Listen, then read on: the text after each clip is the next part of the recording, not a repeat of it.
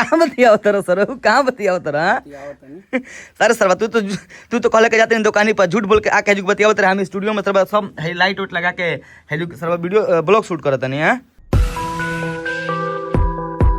Hello भाई लोग, उम्मीद करते हैं कि सबको अच्छा बोलो और हमेशा अच्छा रहे के चाहिए।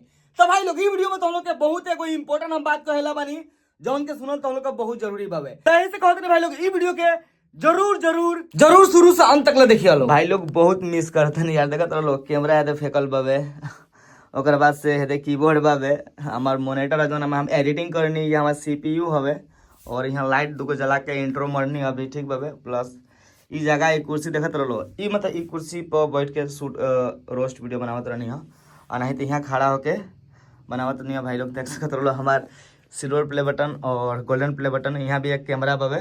तो भाई लोग बहुत मिस करत नहीं यार, भाई लोग एक्सप्लेन नहीं कर सकती कि कितना हम सैड रहत नहीं और कितना डिप्रेशन में रहत नहीं। बट यार मतलब बहुत कोशिश करनी है अपन चैनल के हम आने खातिर और अभी भी हमारी टीम लागल बावे हमारे चैनल के वापस आने खातिर। रोज मेल होला, रोज ट्वीट करे नहीं, रोज यूट्यूब टीम से बात होला चैट से। बट यार मानते नहीं कसन बात यार, कहत रसन के हम बहुत ऐसा का बात पर भाई लोग तो हम लोग एक्सप्लेन एकरा में करम तो बहुत लंबा वीडियो हो जी। तो भाई लोग मेन हम पॉइंट वाला तो हम लोग का हम बात कहेला बानी ठीक बावे जौन के तो हम लोग वीडियो के स्टार्टिंग में कहनी है कि तो हम लोग ये वीडियो के शुरू से अंत तक जरूर देखे के बाद बिकॉज तो हम लोग के बहुत ही इंपॉर्टेंट बात वीडियो में हम बतावे वाला बानी। ओकरा से पहले भाई लोग रुको तो हम लोग कुछ दिखावत नहीं सरवा कैमरा मैन पता ना कबे के गइल बाहर का करता कह के गइल के जाते दुकानी पर देखी सरवा बावे कहां ओकरा का देखो जरूरी बा।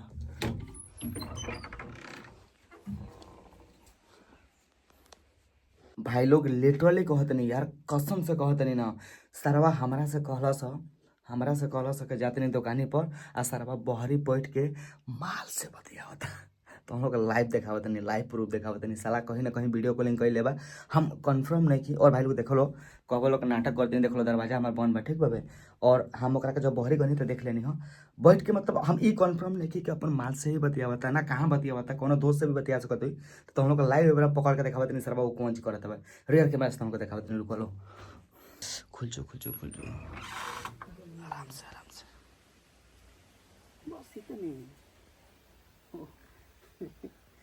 अरे सर कहाँ बतिया उतर सर कहाँ बतिया उतर अरे सर तू तो कहले के जाते दुकानी पर झूठ बोल के आके जो बतिया उतर हम स्टूडियो में सर सब लाइट उट लगा के सर वीडियो ब्लॉग शूट करत नहीं है। माल से बतिया होता नहीं सर माल से बतिया नहीं कहे हाँ सर टाटा बाय बाय कह दो पूछ लो ये लगल हक के गाड़ धोलस ये ना। तो भाई लोग देख लो हलो हिताला हमारा से झूठ बोल के जाके तरफ बहरी अपन माल से बतियावत रहला कहो तबे कि जाते दुकानी पर सामान लेके आवे के बाबा। तो ये बात बा अगला हित ना जा और बतिया लो 15 मिनट और जा सारे तो नहीं कहन कि झूठ मत बोलिए सर बतियाओ तेरे का मना नहीं करते भाई, देख तेरे का आगा तक मना नहीं करनी बतियाओ, लेकिन यार काम के टाइम पे हित ही ना, काम के टाइम पे हित ही करबे लान चटे के पड़ी। तो भाई लोग बात ये बाबे हाँ। तो भाई लोग देखो लो इस साला फॉलो में हम सब भुला गनी है।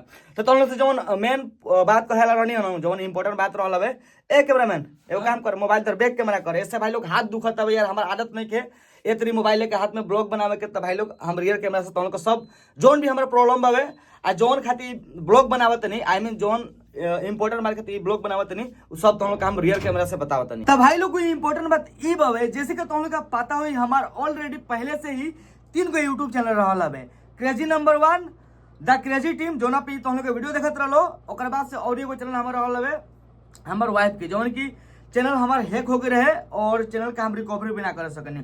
तो भाई लोग ओकरा बाद जब हमार 2 गो चैनल डिलीट भइल नु पहले क्रेजी नंबर 1 चैनल हमार डिलीट भइल बिना कोनो रीजन के ठीक बा जौन के तुम लोग का हम वीडियो बना के भी बतैले रहनी। ओकरा बाद से फिर एगो हम चैनल खोलनी सोचनी कि चलो क्रेजी नंबर 1 जबले चैनल हमार आई तबले एगो और चैनल हम खोल लेते ओकरा पर काम करम। तो हम खोलनी चैनल एगो दूसरा का चैनल राजभर।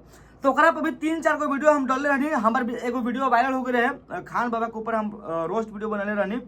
तो वो वीडियो हमार वायरल हो गए रहे और ओकरा में अच्छा खासा व्यूज गए रहे। तो वो वीडियो सबसे पहले यूट्यूब हटा देहलस बिना कोनो रीजन के पूछ हम जब मेल करनी यूट्यूब के मेल करके पूछनी कि काहे हमारे वीडियो हटल बाबे तो कहते कि तू बोले हरेसमेंट पॉलिसी के उल्लंघन कैले बारे, जबकि ऐसा कोनो वीडियो में बातें ना रहे। हाँ हम मानत नहीं कि हमारा जो पुराना चैनल रहे क्रेजी नंबर 1 ओकरा में बहुत ऐसा का भाषा रहे जौन की मतलब हमारा ना बोले के चाहिए, मतलब कबो कबो एडवांस में हम गरिया देते रहे केहू के, तो उतना हमें गाली देवे के ना लगत रहे, तो वो डिलीट भइल। तो हम मानते रहे कि चलो भाई सही गाली देला के वजह से डिलीट भइल रहे, ठीक बाबे, तो वो ना आई तबो कोनो बात नहीं के।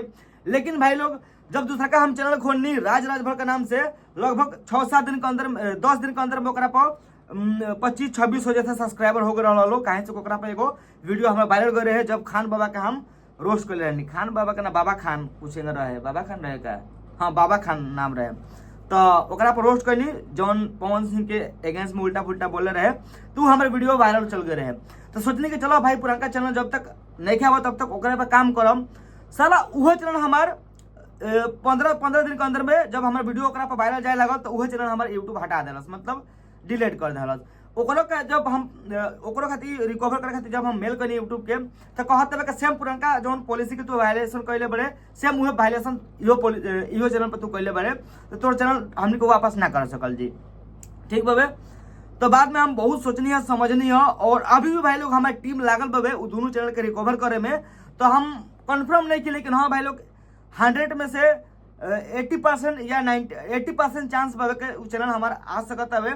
तो भाई लोग जब तक वो चैनल नहीं आवत ना, तब तक तो हम लोग के यह चैनल पर रोस्ट वीडियो, ब्लॉग वीडियो, जोन मन तौन मतलब जौन तुम लोग कमेंट कर बोलो तौन हम करके तुम लोग के हंसावे के कोशिश करम। तो भाई लोग कुल मिला के ये बात तो भाई लोग पहले जब तुम लोग पहले जैसे तुम लोग हम हंसावत रहनी हो रोस्ट करके फनी वे में, वैसे तो हम लोग को अभी भी हम हंसाएब और आगे भी हंसावत रहम। हम यूट्यूब जल्दी ना छोड़म भाई लोग, ठीक बा। बिकॉज यार बहुत हमको सपोर्ट कैले बड़ा लोग, बहुत हमारा हेल्प कैले बड़ा लोग। तो बस तुम लोग से लास्ट टाइम हम एक और सपोर्ट मांगना चाहते नहीं, तुम लोग से हम हम्बल रिक्वेस्ट पे तुम लोग से हम भाई लोग हाथ जोड़ के रिक्वेस्ट करते नहीं कि जब तक हमारा पुराना चैनल दोनों नहीं आ जात तब तक एक पर तुम लोग के वीडियो देखे के मिली। और हम कोशिश करम भाई लोग अच्छा से अच्छा वीडियो तुम लोग के बना के दिखावे के, और तुम लोग के ज्यादा से ज्यादा हंसावे के हम कोशिश करम भाई लोग। तुम लोग के बिना हंसले हम पता ना कहे तुम लोग के मतलब हम एक्सप्लेन नहीं कर सकते यार। तो हम लोग के ना हंसावे नहीं तो हमके पता ना कहीं अच्छा ना लगेला। तो भाई लोग कुल मिला के बात ये बाबे कि जब तक चैनल हमारे वापस दूगो चैनल जब तक हमारे वापस नहीं खाया जाए तब तक हम लोग के यह चैनल पर हमरा के देखबो लो। और हम कोशिश करम डेली ब्लॉग डाले के, ठीक बाबे, अपन लाइफ स्टाइल के बारे में बतावे के, और हम का करने दिन भर में का ना, तो कुछ सब दिखावे कोशिश करम। और तुम लोग को रोस्ट वीडियो देखे के मन करी तो वो भी करके बीच बीच में हम डालम, ठीक बाबे। जब तक वो हमारे चैनल वापस दूगो नहीं खाया जाता, जब दोनों चैनल हमारे वापस आ जाए, चाहे दोनों में कोनो एगो भी चैनल हमारे वापस आ जाए तो ओकरा पर रोस्ट वीडियो बनावे लगम, और एकरा पर ब्लॉग वीडियो के साथ साथ म्यूजिक वीडियो में बीच बीच में डालम। तो बस ये तुम लोग तो सपोर्ट चाहिए भाई लोग, ये हेल्प लगी जैसे तुम लोग के पहले अपन क्रेजी भाई के सपोर्ट कर लो, और हमारा के 1.5 मिलियन तक सब्सक्राइबर के माइलस्टोन कंप्लीट करे में हेल्प कर लो, सपोर्ट कर करके अपन प्यार दे के। वैसे भाई लोग फिर से तुम लोग के वह प्यार चाहिए हमके। प्लीज यार तुम लोग से रिक्वेस्ट बाबे इस चैनल के सब्सक्राइब कर लो, ज्यादा से ज्यादा सब्सक्राइब कर लो, और भाई लोग 100 के सब्सक्राइबर करवा दो यार। मतलब तुम लोग को सोच के देख लो ना, जेकर 1.5 मिलियन सब्सक्राइबर रहा वो अचानक 50-60 हजार वाला चैनल पर काम करता है, तो यार अच्छा ना लगेला। बस तुम लोग के हाथ में बाबे सब्सक्राइब कर लो, हमारे वीडियो का शेयर जरूर कर लो यार, दबा का शेयर कर लो भाई लोग। 1 महीना के अंदर में 100 के कहूँगा करवा दो। प्लीज रिक्वेस्ट बताओ हम लोग से 60,000 तो ऑलमोस्ट हो गए बड़ा हमारे सब्सक्राइबर लोग, और 40 शेयर करवा दे बोलो, 1 लाख हो जी लो, तब हमरो वीडियो बनावे में मन लगी। बिकॉज तुम लोग के समझ शायद सबको हमार फीलिंग ना समझी, जे यूट्यूबर हुई जेकर चैनल दू को डिलीट भइल हुई नु ओकरा पता चलत हुई कि हाँ मतलब दुख का होला। और भाई लोग हम 7 साल 8 साल के मेहनत रहला हमारा जो पहले का चैनल डिलीट भइल रहे। पहले हम ऊखी में बाँस झाड़ में खेती में जाकर वीडियो बनावत रहनी, तो हम लोग हंसावे खातिर पानी बारिश आ जाओ तो पानी में भीग के जाके हम मोबाइल से शूट करत रहनी। तो वो बात के बहुत ही दुख लागेला। हालांकि हमरा में तो कोनो गलती ना रहे, बिकॉज यार अगर हमरा में कोनो गलती होई तो यार अगर हमारे वीडियो में कोनो गलती रही तो हमरा ऐसा बहुत मतलब लाखों यूट्यूबर यूट्यूब पर पड़ल वाला सन जौन कि अपने वीडियो में अनलिमिटेड गरिया वाला सन, तो को तो डिलीट हो गया के चाहिए ना, खाली हमरे या कहीं डिलीट हुई। ये बात सोच के थोड़ा दुख लागेला। और अभी भी हार नहीं खे मननी, हमारी टीम लागल बा, जब तक वो चैनल नहीं आ जाए भाई लोग हार तब मानम ना, जब पूरा हार जाम, जब हमके लाग जी पूरा उम्मीद टूट जी कि ना वो चैनल हमारा वापस ना आ सकी, तो हम लोग का हम बता दें।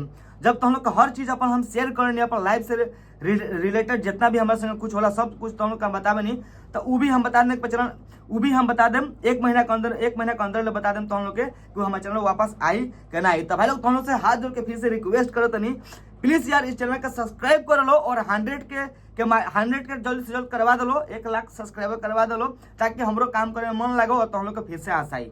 बस ये तो हम लोग से कहे करनी है और यही इंपॉर्टेंट बात रहा है भाई लोग। सेट तो इतना बनी ना, बस हमारे को आदत ना हवे।